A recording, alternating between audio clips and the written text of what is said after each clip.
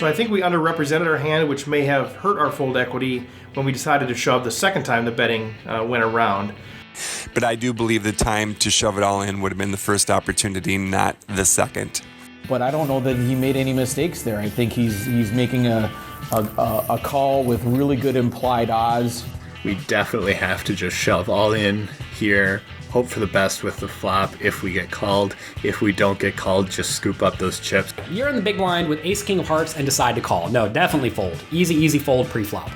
When under the gun raises and under the gun +1 3 bets, unless these players are just the worst, ace king is going to be either flipping or really dominated.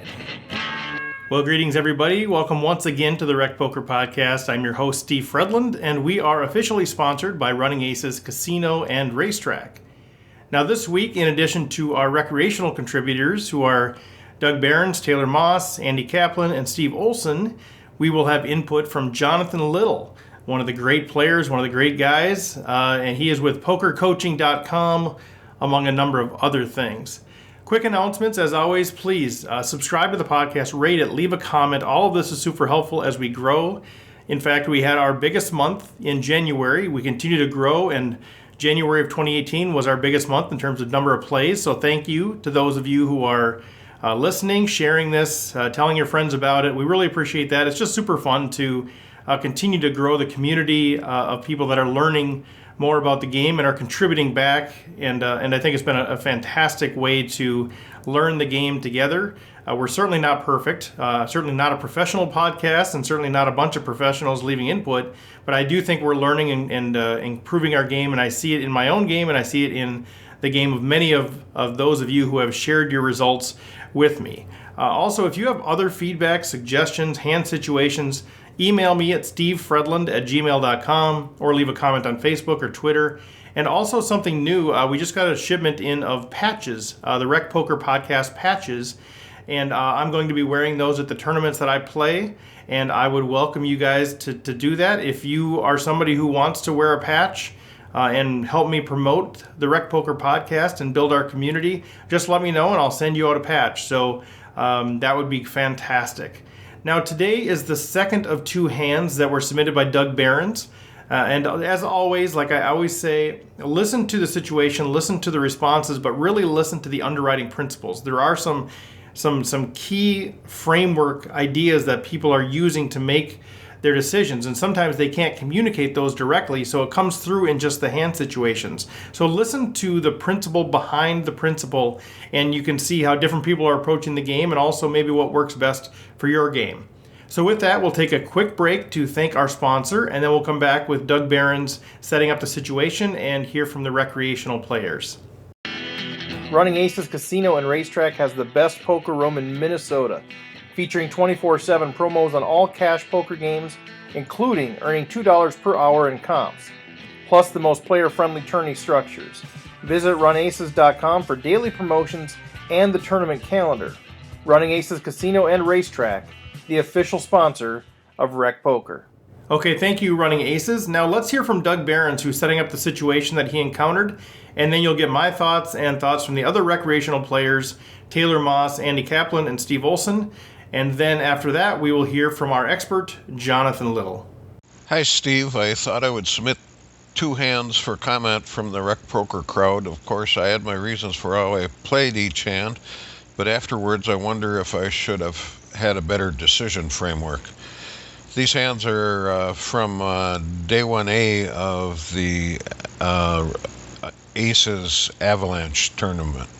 The second hand begins during level 7. I have lost a lot of chips. I'm at 19,800. The average is somewhere around 32,000.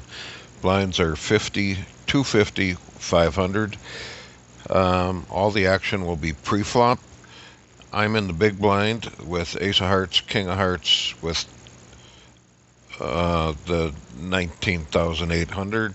The undergun opens to 2,000 from a stack of about 35,000. Undergun +1 raises to 5,000. The button calls. I call. The under the gun raises to 10,000. under the gun, and +1 and the button call, I raise all in. Under the gun folds, under the gun +1 calls, and the button calls. Flop is 8, 9, 10 rainbow. Under the gun +1 shoves all in. The button calls. Under the gun +1 shows 8, 8, and the button shows 6 of hearts, 7 of hearts for the straight. The turn is an ace, and the river is jack, and the button wins a gargantuan pot with a 6 of hearts, 7 of hearts. I was short stacked. It seemed like a time to get my chips in there. I just wonder, should I thought this out differently? Okay, thank you, Doug, for submitting both of those hands last week and this week. Now, in this situation, we are starting the hand with about 40 big blinds, so we're not small stack, but we're certainly not super deep.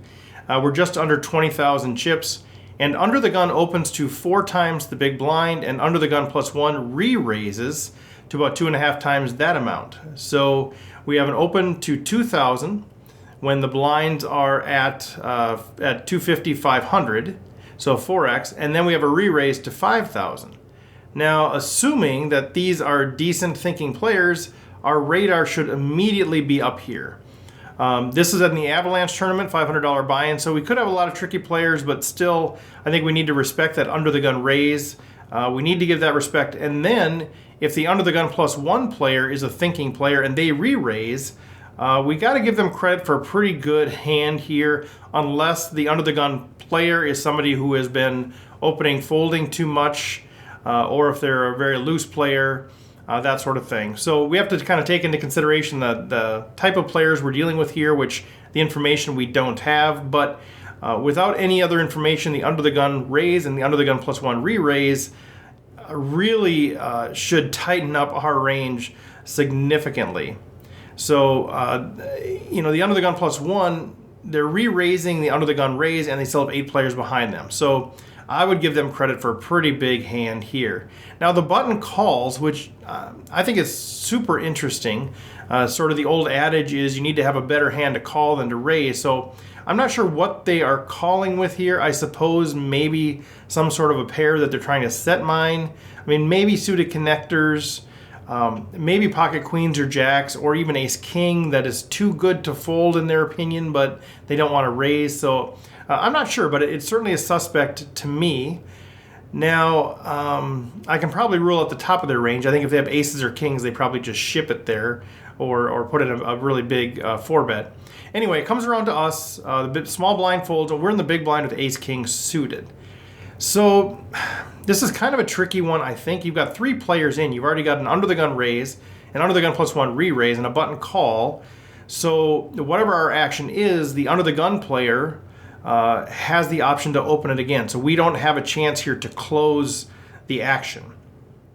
So I guess I'm okay just calling here with ace-king suited to see what the original raiser does. There is a good chance that we're closing the action unless they re-raise, which is really going to narrow their range in my opinion. The 5K here is about 25% of my stack, so I don't really love it.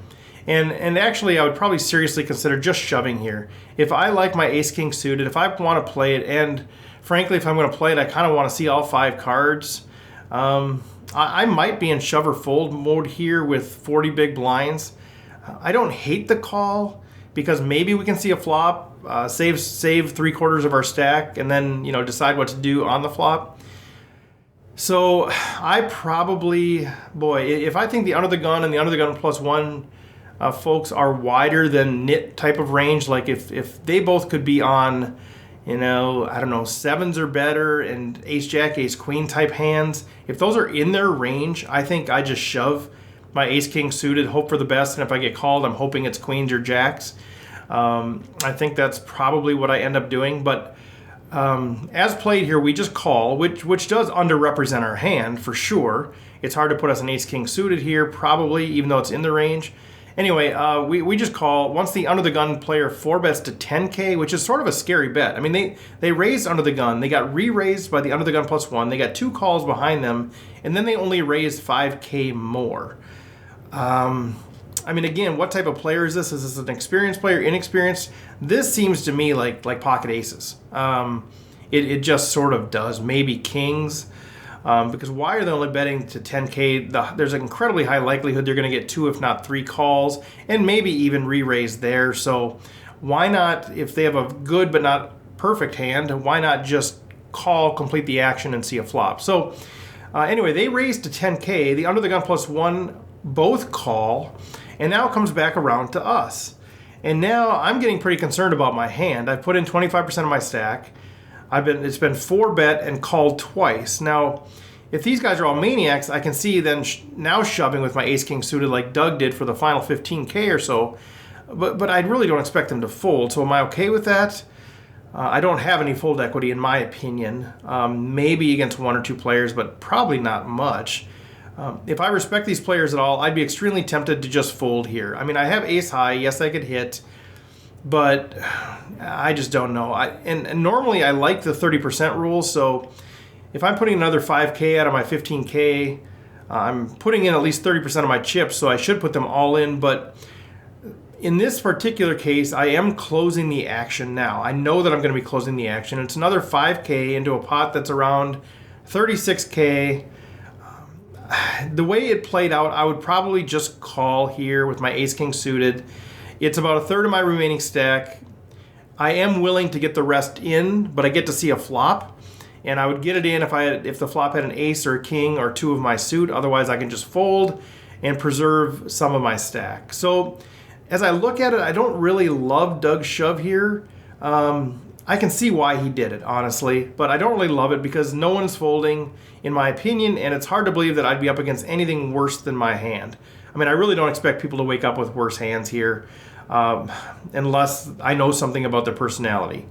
A lot of strength has been shown here, especially the under the gun 4-bet, basically a small 4-bet in a multi-way pot. So anyway, at the end of the day, we shove and we get called by a couple players. It doesn't really matter how the board runs out. I mean, what we really need to assess here is the decision framework.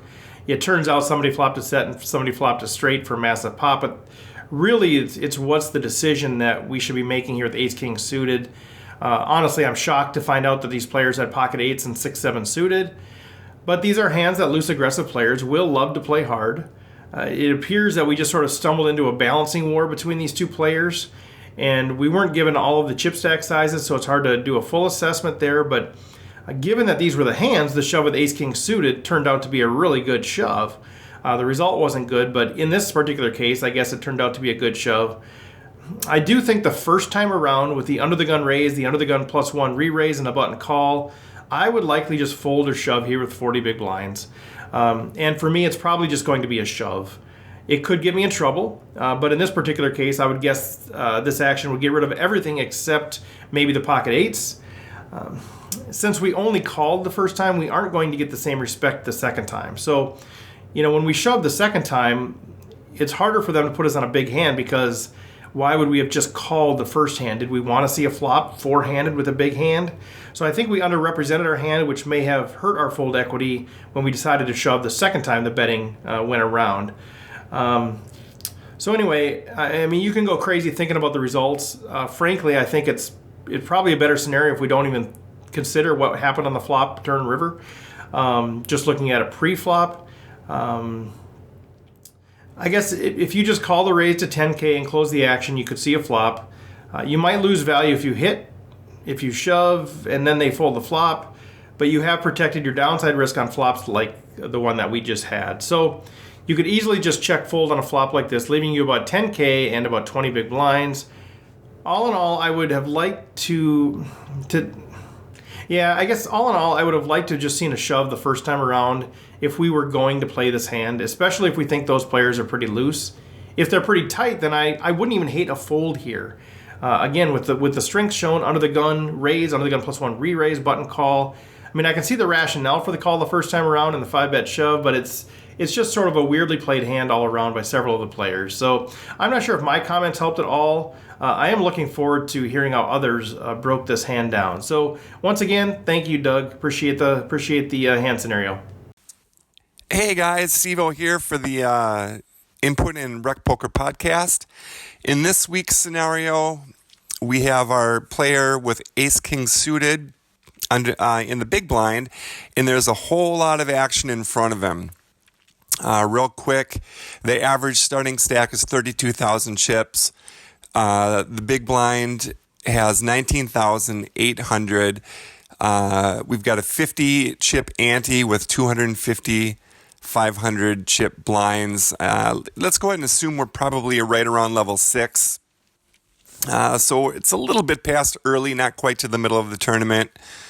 I know for myself, I certainly would be looking for a double up if that was my stack compared to the average.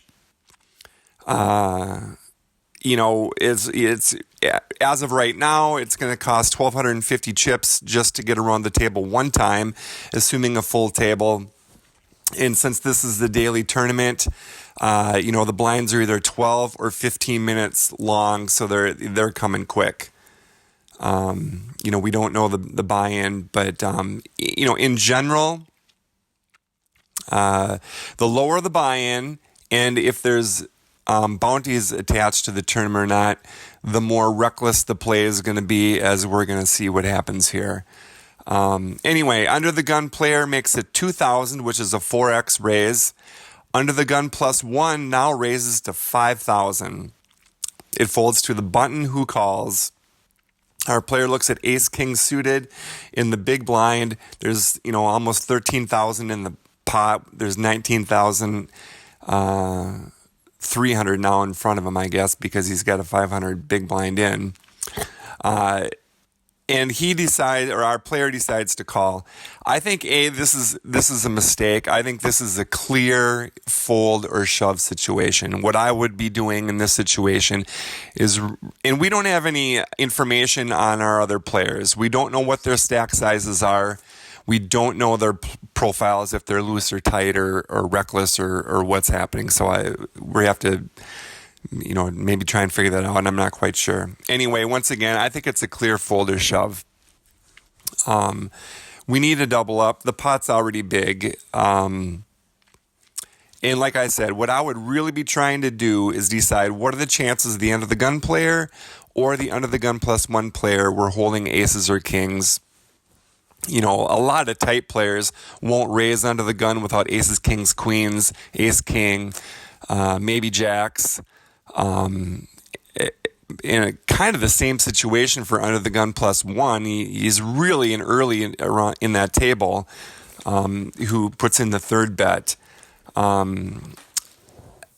might be tempted to fold here just because I'm going to put one of those two players on a really big hand. If I'm playing it, though, I'm certainly not going to call with it. I'm just going to shove it. And hopefully you can, for sure weed out the button. Hopefully weed out the under the gun player and get heads up with the under the gun +1. Hopefully maybe he's got the same hand, ace, king, or he's got queens and you're going to flip for it. Anyway, but he calls, the action goes on. Now the under the gun player does something interesting. He puts in the fourth bet, makes it 10,000. It's called by the under the gun +1, and it's called by the button. Well, now you can certainly eliminate aces or kings from under the gun +1 and the button. The button is really inconsequential in all of this until the flop comes, as we're going to see. But boy, I'd have a hard time thinking that the under the gun player doesn't have aces or kings. Now our player decides to shove. I think it's too late because now the pot is giant and you're just not going to get players to fold, and you're going to be, all in a multiple way pot, which is exactly what happens. Something really interesting happens though. The under the gun player now decides to fold his hand. I can't imagine what that player is putting the fourth bet in under the gun and then folding to this pot. I don't know. ace queen maybe. I can't imagine it, but anyway, that player folds. The under the gun +1 player now decides to call. The button calls. Everyone turns their cards over, and we see under the gun +1 has pocket eights. The button's got 7-6 suited, and in our big blind hand is ace king suited. Typically this is the type of thing you're only going to see this in these lower level daily tournaments. The flop comes out 8, 9, 10. So the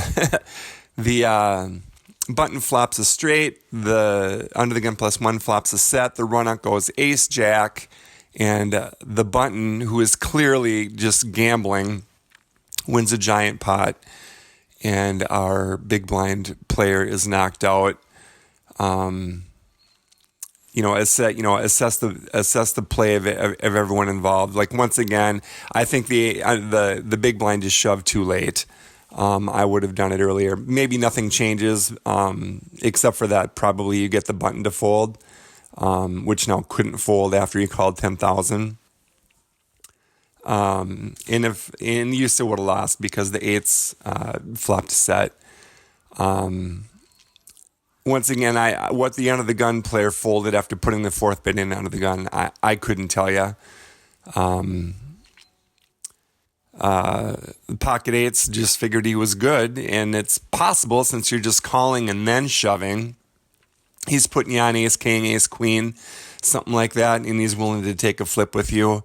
The action of the button, that player is just clearly there to gamble, and in this situation, the gamble paid off.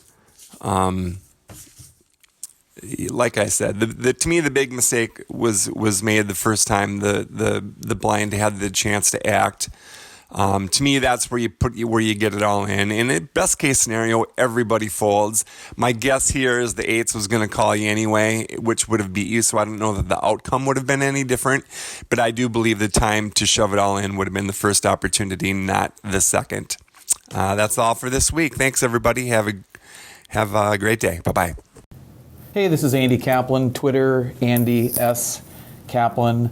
Going to give this one a shot. I think for this hand situation, it's more just kind of a weird hand that I think just runs kind of unlucky for Doug.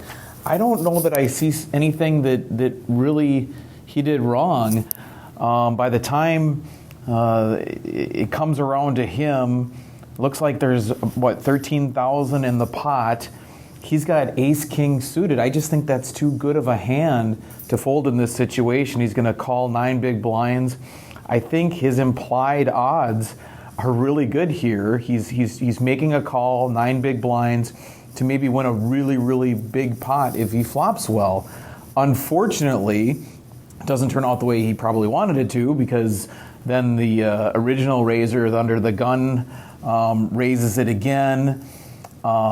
It's called by 2 others. So by the time it comes back to him, according to my math, it looks like there's now 47,000 in the pot.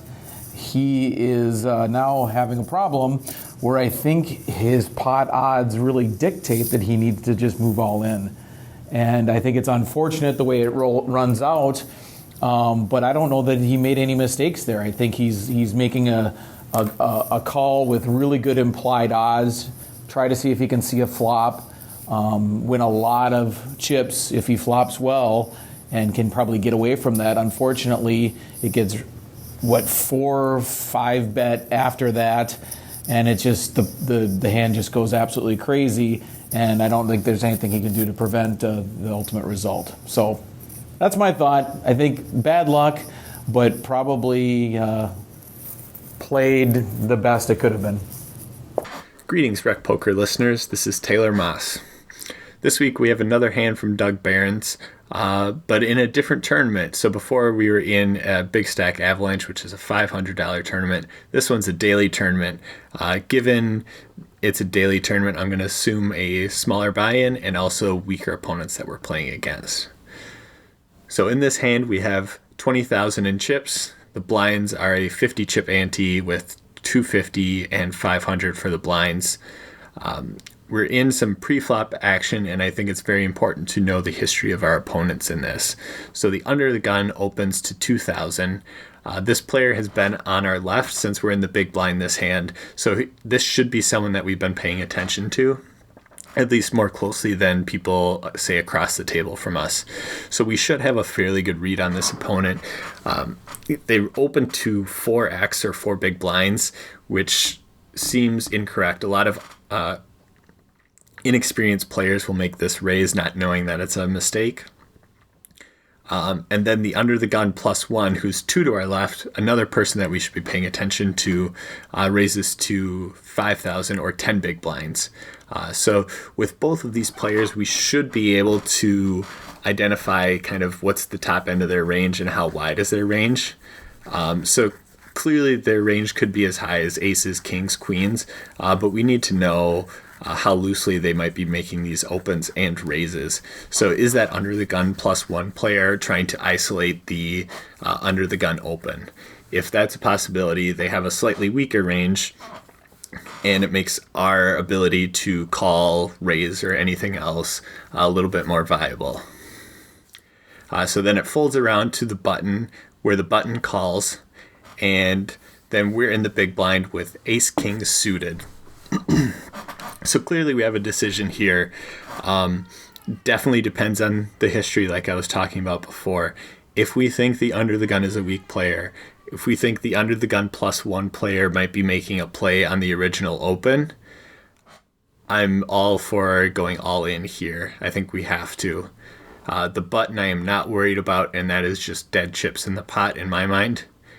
So a shove to 20,000, it makes it 18,000 more for the under the gun player to call, plus they have 2 players behind them that they have to worry about. That makes it extremely tough for that under the gun player to call. I don't think they can call with anything less than queens in this spot. They probably could fold queens if they're a good player, but they're not likely if they're a weak player. Then again, the under the gun +1 player has 15,000 chips that they would need to call. Again, they can't make this call light because they have the button behind. And then the button last act would make 15,000 to call. Again, very tough to make this spot given that they just called the initial raise. So definitely a good spot to try and squeeze and extract some value out of what I'm thinking are dead chips from the button, and applying pressure to both the under the gun and under the gun +1 player. All this would change if we have a different read on these under the gun players. If we're in a bigger buy-in tournament, that under the gun +1 raise is definitely going to concern me, and then I might be willing to fold. Although it's very tough to fold when we're below chip average, we finally get a premium hand in ace king suited. So it's a daily tournament, likely going to be fast-moving blinds. We definitely have to just shove all in here, hope for the best with the flop if we get called. If we don't get called, just scoop up those chips and watch our chip stack grow. So until next week, this is Taylor. Okay, well, thanks, guys. We're going to take another quick break right here, and then we're going to come back and hear from Jonathan Little of PokerCoaching.com. And also a late submission, we received some written comments from Mike Schneider with the Poker is Fun tour. So after Jonathan, I'm going to be sharing Mike's thoughts with you as well. Thanks both of you guys, and thank you to Running Aces. Running Aces Casino and Racetrack has the best poker room in Minnesota, featuring 24/7 promos on all cash poker games, including earning $2 per hour in comps, plus the most player-friendly tourney structures. Visit runaces.com for daily promotions and the tournament calendar. Running Aces Casino and Racetrack, the official sponsor of Rec Poker. Hello, this is Jonathan Little from PokerCoaching.com. Today we have what I believe is only a pre-flop hand. So we're playing 250, 500 in a daily tournament, which could be soft, could be tough. Depends a lot on the buy-in and the composition of the player pool. We are playing with 19,800 chips, so only 40 big blinds. Average is 32. Again, average does not matter. All right, all action pre-flop. Okay. Under the gun opens to 2,000. Wow, 4 big blinds out of 35,000. Maybe that is a very strong range. Maybe it means nothing. Again, it depends on how weak the players in this particular daily tournament are. Some players 4x it with everything. Some players 4x it with exactly the nuts, so it's tough to say. Under the gun +1 re-raises 3 bets to 5,000. So under the gun raises, under the gun +1 3 bets. All right, I'm not playing any hands when we get back around to us. Button cold calls. Now I harped a little bit on the term smooth call in the previous episode here, because smooth call and call mean exactly the same thing. Cold call and call actually mean different things. Cold call implies this is not the initial raiser. A cold call is way, way stronger than a regular call when there is a raise and a 3-bet, because the cold caller has no money invested. So unless this player putting in 5,000 is particularly horrible, the button should have a really good range. All right, you're in the big blind with ace king of hearts and decide to call. No, definitely fold. Easy, easy fold pre-flop. When under the gun raises and under the gun +1 3 bets, unless these players are just the worst, ace king is going to be either flipping or really, really dominated.